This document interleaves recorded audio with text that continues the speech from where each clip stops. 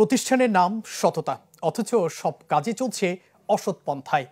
রং আর নকল কেমিক্যাল মিশিয়ে তৈরি করছেন গাড়ির স্টিয়ারিং পাওয়ার অয়েল, সাথে বিশুদ্ধ পানির নামে তৈরি করছেন জীবাণুযুক্ত পানি। চট্টগ্রাম নগরীর খাজা রোডে হানিফার দোকান এলাকায় দুপুরে এমন ভেজাল কারখানায় অভিযান চালায় ভোক্তা অধিকার। প্রতিষ্ঠানটিকে সিলগালা করার পাশাপাশি 2 লাখ টাকা জরিমানা করা হয়। চট্টগ্রামের খাজা রোডে মাইজপাড়া এলাকায় একটি ফ্যাক্টরি, সততা নামের একটি ফ্যাক্টরি, যেখানে পানি উৎপাদন হচ্ছে বিশুদ্ধ পানি। সে বিশুদ্ধ পানি উৎপাদনের পাশাপাশি ভেজাল গিয়ার অয়েল, অর্থাৎ গাড়ির যে গিয়ার অয়েল, সেই গিয়ার অয়েল তৈরি হচ্ছে এখানে। আমরা যদি একটু দেখানোর চেষ্টা করি আপনাদেরকে, এই যে এগুলো দেখছেন, এগুলো হচ্ছে গাড়ির গিয়ার অয়েল।